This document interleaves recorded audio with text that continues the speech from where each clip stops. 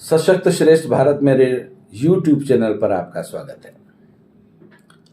समिष्टा पनोली एक लॉ की स्टूडेंट मोहम्मद पैगंबर साहब के बारे में कुछ टिप्पणी के कारण उसे गुरुग्राम से बंगाल की पुलिस ने गिरफ्तार कर लिया।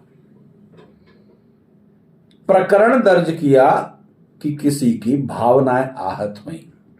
22 साल की एक बच्ची जो अपने जीवन के सफर को लॉ के संविधान के अनुसार उचित और अनुचित की शिक्षा ग्रहण करके भारत में संविधान स्थापित रहे उसका प्रयास कर रही थी, उसे गिरफ्तार कर लिया जाता है ताकि एक सनातनी आवाज जो संविधान का भविष्य में सम्मान करेगी उसे गिरफ्तार किया जाए और वह उस प्रकरण के बाद उसका भूत भविष्य बर्बाद हो जाए। गिरफ्तार करने कहां की पुलिस आती है? बंगाल की पुलिस।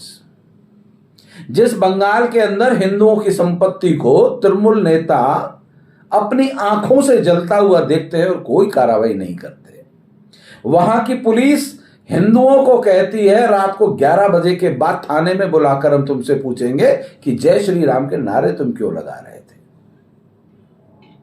वहां की पुलिस गुरुग्राम आकर एक लॉ की स्टूडेंट को गिरफ्तार करके ले जाती है। मेरा प्रश्न यह कि स्वतः संज्ञान वाले कहां हैं? जो स्वतः संज्ञान लिया करते थे, पल पल में स्वतः संज्ञान, वो कहां हैं? उन्होंने संज्ञान क्यों नहीं लिया कि जब एक बच्ची ने इंस्टाग्राम पर वीडियो अपलोड किया, उसके लिए खेद प्रकट किया, उसके लिए माफी मांगी और उस वीडियो को हटा भी दिया, जिस पर लोगों की प्रतिक्रिया उचित और अनुचित दोनों प्रकार की थी।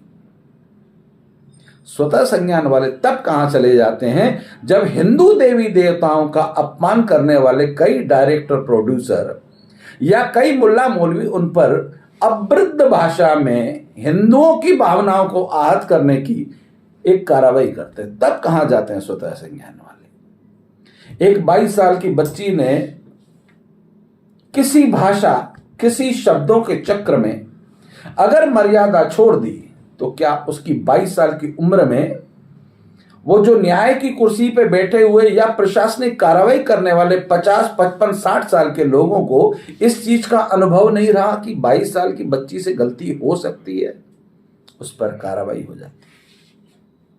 परंतु 10-10 साल, 15-15 साल के बच्चे भारत के अंदर न जाने कितने शहरों के अंदर पत्थरबाजी में शामिल है। उन्हें ट्रेनिंग दी जाती है ताकि जब बचाव पक्ष सामने रखा जाए तो उन्हें नाबालिग कहकर छुड़वा लिया जाए। तब स्वतः संज्ञान वालों को समझ में नहीं आता है क्या उन छोटे से बच्चों का उपयोग क्यों किया गया। अगर आज किसी युवा बच्ची की गलती से कुछ ऐसे शब्द निकले हैं जिससे किसी की भावनाएं आहत हुई हैं, तो क्या इस देश के अंदर हिंदुओं की भावनाएं आहत नहीं होती? क्या हिंदुओं का खून अलग कलर का होता है? एक जाति विशेष के लोगों का खून अलग कलर का होता है, उनकी भावनाएं आहत होती है, हिंदुओं की भावनाएं आहत नहीं होती। कहां जाता है स्वतः संज्ञान वाले उस समय जिस समय किसी सनातनियों का अपमान होता है? समिष्टा गिरफ्तार हुई है। समिष्टा पनोली पर जो भी गिरफ्तारी हुई है, जो भी उस पर प्रकरण दर्ज हुआ, उस पर कार्रवाई होगी, कार्रवाई हो भी रही है। परंतु विषय यह है कि जब हिंदुओं का अपमान करने वाला एक नेता कहता है एक मठ में जाएगा, एक मंदिर में जाएगा, एक पहाड़ों में जाएगा, तब तुम्हें बचाने कौन आएगा, तब कार्रवाई क्यों नहीं होती, तब गिरफ्तारी क्यों नहीं होती? इस देश के अंदर न जाने कितने मंचों से हिंदुओं को खुलेआम धमकियां दी जाती हैं, पाकिस्तान जिंदाबाद के नारे लगाए जाते हैं, भारत पाकिस्तान की मैच पर अभद्र टिप्पणियां की जाती हैं, तब गिरफ्तारियां क्यों नहीं होती हैं? इस देश के गणमान्य उन नागरिक बंधुओं से मैं आग्रह करना चाहता हूं जो कांग्रेस को वोट देते हैं, जो तृणमूल को वोट देते हैं, जो सपा और बसपा को वोट देते हैं, उन्हें कहना चाहता हूं कि इस देश का 80% सनातनी बंगाल में बैठे हुए बंगाली जो अपने आप को बंगाली कहते थे, वो अपने आप को हिंदू नहीं मानते थे।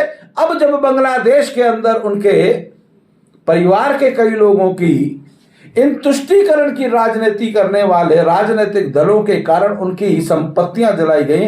अब उन्हें अकल आ रही है कि भूलकर भी सपा, बसपा, कांग्रेस, तृणमूल, आम आदमी पार्टी या भारत विरोधी टुकड़े टुकड़ों के समर्थक लालू प्रसाद यादव अपने बेटे पे कार्रवाई कर रहे हैं, परंतु वो यादव बेटी अपनी बहू के साथ अपमानजनक स्थितियां बनी उस पर उन्होंने कार्रवाई नहीं की थी। ये इन राजनीतिक दलों का मापदंड है। अतः इस वीडियो के माध्यम से मैं इस देश के मतदाताओं से आग्रह करना चाहता हूं, इन घटनाओं को भूलिएगा मत। भारत के विकास को देखिएगा, भारत के हौसले को देखिएगा, भारत की बढ़ती हुई इकोनॉमी को देखिएगा। वोट देने से पहले इन राजनीतिक दलों की आइडियोलॉजी को भी समझिएगा कि 80% सनातनी हिंदुओं का अपमान करने वाले अगर आपके परिवार में भी कोई सपा, बसपा, कांग्रेस, तृणमूल का नेता है तो याद रखना कि तुम्हारी बच्चियों का जिंदगी भी खतरे में है। किसी भी दिन इस देश के दरिंदे जब आपकी बच्ची के साथ आपकी संपत्ति लूटने के लिए, आपके घरों में आगजनी करने के लिए आएंगे, तब आपसे पूछेंगे नहीं कि आपने तृणमूल को वोट दिया था, आपने कांग्रेस को वोट दिया था, आपने लालू को वोट दिया था। नहीं पूछेंगे। भारत को सुरक्षित रखना है, भारत को श्रेष्ठ बनाना है, भारत को मजबूत बनाना है तो सबसे पहले सनातन को मजबूत कीजिए, अपने परिवार, अपने देश को मजबूत कीजिए और भारत के सबसे श्रेष्ठ प्रधानमंत्री नरेंद्र मोदी जी की विचारधारा के साथ, भाजपा के साथ खड़े रहिए ताकि ये देश अजर अमर रहे और आपका परिवार के साथ आपका देश, आपका धर्म और आप हम सब सुरक्षित रहें। जय हिंद, जय भारत।